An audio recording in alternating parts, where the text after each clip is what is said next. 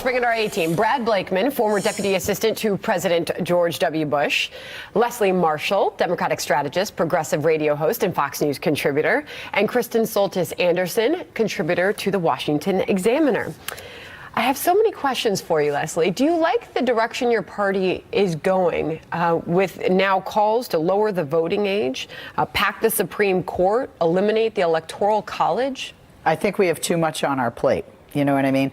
I'm sorry to say KFC does chicken because they do chicken right. That was their slogan. And I think the Democrats, in a sense, need to focus on chicken, and the Supreme Court isn't chicken. And the reason I say that is we can't look at, if you look at the court, whether you increase it to 9 or whether you increase it to 11 or you increase it to 27, as I read an article this morning, you're still going to have whichever party is in power, and whichever president, obviously, is elected from whichever party is going to have that power. I agree with actually the last line of the president's tweet is that is decided at the ballot box. But with regard to the voting age, I do think there's some merit there. Although my daughter's going to be 11, my son 12, and I'm horrified at the idea, and I shudder to think of my son driving on Los Angeles freeways. I'll be very frank, at 16 years of age in almost 4 years. 16-year-olds in the United States, they work, they pay taxes, and we have approximately 250,000 teenagers who've been tried as adults in the United States in recent years. So if they are punished as adults, if they contribute as adults, and you had said off the air about them being on their phone, I would rather them, instead of watching Dude Perfect and playing Fortnite or whatever, I would really rather them be reading and educating themselves and being a part of the political process. So why not start young? There are 14 states that have pre-registered kids at 16 and 9 at 17, and California is one of them. I think it's a good idea. Brad? To play off Leslie, I cry foul with regard to what the Democrats are trying to do. They're trying to get, and the president's right, what they can't get at the ballot box through legislation or just outright taking away what has been tradition. Children in America are deemed to be 16 years old. At 18, you're considered to be an adult legally. That's a legal definition.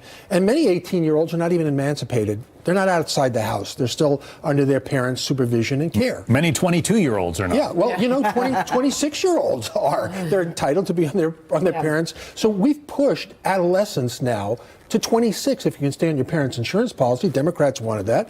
But to then reverse it and say a 16-year-old who's a child who does contribute, but they contribute to society not as an adult. They contribute as a child. They're learning the process. Kristen, I want you to listen to Kamala Harris on Jimmy Kimmel staking out a position on something, then I'll ask you about it afterwards. Listen. Senator Elizabeth Warren had a town hall last night, and she said that she thinks we should do away with the Electoral College. Do you agree with that? I think that I'm open to the discussion. I mean, there's no question that the popular vote has been diminished in terms of making the final decision about who's the president of the United States, and we need to deal with that. So I'm open to the discussion. I'm open to the discussion. That's, I guess, a way of saying I haven't really made up my mind. But my point is, in both parties, you run to the outside for the primary season. You stake out extremist positions, and you come back more to the middle for the general election. All of these Democrats who are advocating, you know, abolishing the Electoral College, can they ever walk away from that? Well, bear in mind the difference between, say, moving to the far left on something like supporting the Green New Deal or Medicare for all, things that are more ideological positions. This is a little bit different because this isn't about ideology so much as what will help my side win, and what norms and institutions are in place that either help or hurt my side. Same with the 16-year-old vote? And I think whether it's things like that, you hear about this sometimes when it comes up the filibuster, depending on which side is in power. Some people want the filibuster to say, some people don't. Oftentimes when politicians are talking about these sort of norms of how we distribute power in the United States, how we run elections, people's preferences, or I should say politicians' preferences on these sorts of things tends to change based on who they think they favor. And for the last 2 decades, the Electoral College, the conventional wisdom is that it has favored Republicans because so many of these sort of red states are very large, spacious states where they have a lot of folks in the Senate, that benefits them in the Electoral College. I think the reason why you see Democrats crying foul on things like the Electoral College, et cetera, is less about principle and more about the fact that it just makes it harder for their side to win. Meanwhile, the president has his take on all of this. He tweeted this out, number 7 in the control room. The Democrats are getting very strange. They now want to change the voting age to 16, abolish the Electoral College, and increase significantly the number of Supreme Court justices. Actually, you've got to win it at the ballot box, wrote the president. That was his take. That's true. Don't dime the rules. The rules are as good for Republicans as it is for Democrats. If you win, to the victor go the spoils. And, you know, I think one of the reasons why Donald Trump won was on the Supreme Court. He was appealing and saying, hey, look, if you want a more conservative court, vote for me. And a lot of people did. But, you know, there's never been more of an ideological divide as there is today. There is no debate between or compromise between a 16-year-old voting. Republicans will never go for that. There is no compromise on that or the Electoral College. So the Democrats are advancing issues that there can be no common ground on. Leslie, Dr. Bill Bennett, former education secretary, was on our air on this program yesterday and said, look, the 3 million popular vote surplus that Hillary Clinton held in the 2016 election essentially came from your home state of California, and the whole nation doesn't want California deciding who the president is. What do you think about that? Fair enough. I don't want Texas deciding our nation's fate either, as a Democrat living in California. But if you just take California, since you brought it up, the largest state in our nation, take the smallest state, I'm sorry, Rhode Island, as another example. Is it fair to voters in these states and just to our population in general that you have the same number of representatives in the Senate in each state for a state the size of California versus Rhode Island? One of the reasons we only have less than half of the people registered to vote, and 46% is on our best day, right? One of the reasons is because people don't feel that their vote counts. And I do feel that the Electoral College is part of that. And I don't think it's wrong to change things. I know people say, we were talking about this, if it's off air, if it's not broken, don't fix it. But we've changed things a lot. There have been proposals in the past, FDR's administration, for example, to pack the court. So I don't think discussing change is bad or even making change is bad. Remember, when we had originally, when a lot of these laws were made, the United States was less than 10 times smaller than it is now. Yeah, but to seek change for an unfair advantage, that's the problem. Yeah, and I also think that when it comes to trying to bring about change, has something fundamentally changed in society? Has technology changed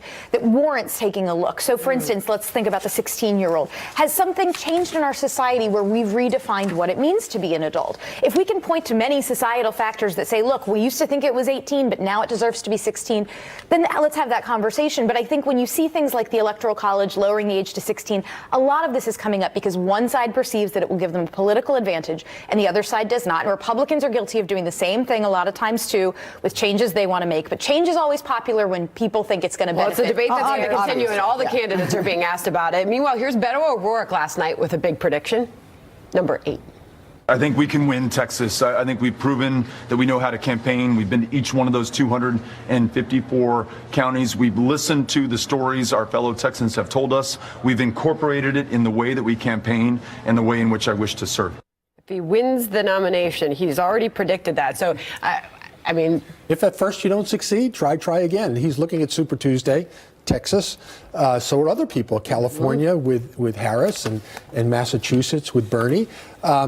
But don't count your chickens. And Beto is getting way far ahead too early, I think. The problem is he didn't win Texas when he had a pretty good chance against Ted Cruz. Well, there are a couple of things. First of all, he came within less than 3 percentage points. And, you know, even my Republican buddies will say, in Texas, that's an amazing feat in itself. But you're right. No, he didn't win. But more people do come out in a general than they do in a midterm.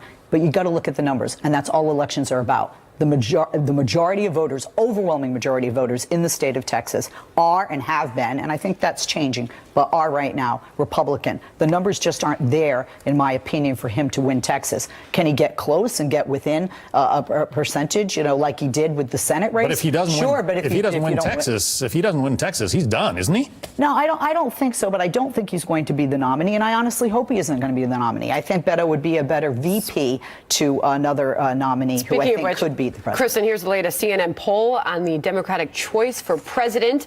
Joe Biden not yet in, but he leads that poll at 28%. Bernie Sanders and Kamala Harris are on the rise. Beto O'Rourke at the bottom of that list, 11%. Kristen. I think this is a really good poll for Joe Biden, in part because if you looked at polls 4 years ago, Joe Biden was really hanging out in the single digits, that Hillary Clinton had kind of taken up all of the oxygen, and there just wasn't a ton of hunger for Joe Biden in the Democratic Party. Now, you have a much more open field, and Joe Biden is now getting about 3 times the size of the slice of the Democratic Party that he was looking at 4 years ago. I think there is a portion of the party that views him as being someone who could compete in some of those blue wall states that Trump flipped, and I think that's what makes him formidable. The question is he going to spend his campaign apologizing for positions that he's held in the 80s, the 90s, things that are not really where the mainstream of the Democratic Party is, or does he say, you know what, I was Barack Obama's guy, and that's why I should be your guy? He's also asking for big donors to come in and kick in money because Beto O'Rourke, for instance, has raised so much so quickly. Yeah, he'll be a little late to the money, but Joe is a well-known commodity. People feel comfortable with him. The problem is, as you point out, he has a record that he has to defend. He also has to resist the temptation of going so far left that he becomes selectable, but probably not electable. So Joe Biden is probably the most worrisome for Republicans. But I think a lot of his worry. Sometimes I wish I could have a camera on each of you. The body language and the head shaking and the nodding going on. Final thoughts from you, Leslie, before we go. Yeah, the reason Republicans are worried, as they should be, this is Joe Biden's time. This is Joe Biden's time. And if my party, looking at those numbers, I get a little scared because you see Joe Biden, you see Bernie, they're very close. Yeah. Hello, I saw this in 2016. But the difference this time is I do believe, and I'm hoping that the party has learned that being angry and pouting when your candidate is not on stage is not the way to win. Uniting is take a page from the Republican playbook and unite. Joe Biden can beat Donald Trump because he's a very similar personality to Trump. No malarkey, shoot from the hip. And the bottom line is he will win Wisconsin, Michigan. Seems like you have more to say. We're going to have the A-Team back end of the hour. So thank you for joining us. And Leslie's already got the bumper stickers ready for her car. This is Joe Biden's time. Thank you. I'm terribly concerned that when you talk about the New York Times these days, when you talk about the Washington Post these days, we're talking about organizations that I believe have, in fact, decided as organizations that Donald J. Trump is bad for the United States. That was Ted Koppel calling out mainstream newspapers for bias against President Trump. The A-Team is back. Welcome back to all of you, Kristen, Leslie, and Brad. Brad, first I'm going to throw to our colleague Britt Hume on with Tucker Carlson reacting to this last night. I did work with Ted Koppel for many years. He's old school, much as I am. We come out of the same tradition, which is neutrality in news coverage, opinions reserved for columnists and editorial writers. And in broadcast journalism, you have certain commentators and you have correspondents who cover the news. And those lines of separation have become increasingly blurred. And in the age of Trump, as Koppel suggested, they've gone completely out the window. Brad? Old school should be fair school. I mean, I don't think that the fair and balanced reporting that we expect should be old school. I think we should return to that. And there's a visceral hate for this president by the liberal media. And it's quite apparent. You don't have to take my word for it. Just turn on their stations, read their materials. I believe that Ted Koppel's right. Leslie? I do agree with Ted Koppel. There was a time if somebody said, where did you get that story? The New York Times.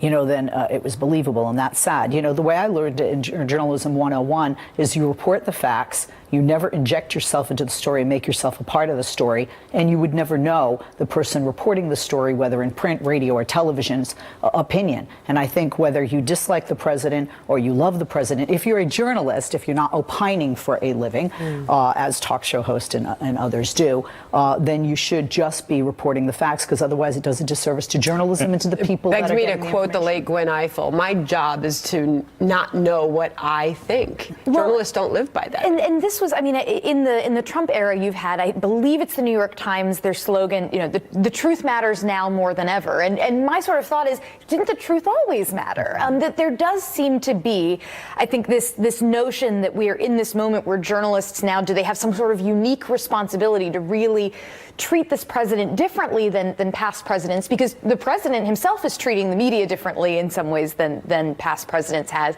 But I think when you look at polls on what people think, it's not just conservatives and Republicans that have increasingly said, I don't really trust what I see in the media. And I think that mainstream news organizations really do have to reckon with the fact that they've lost the trust not just of conservatives and not just of people who support the president. I got into journalism school in the mid-'70s when it was really hard to get in because all the president's men had just come out and everybody wanted to get into journalism and bring down a president. Right, and it's become a herd mentality. I worked for 3 presidents.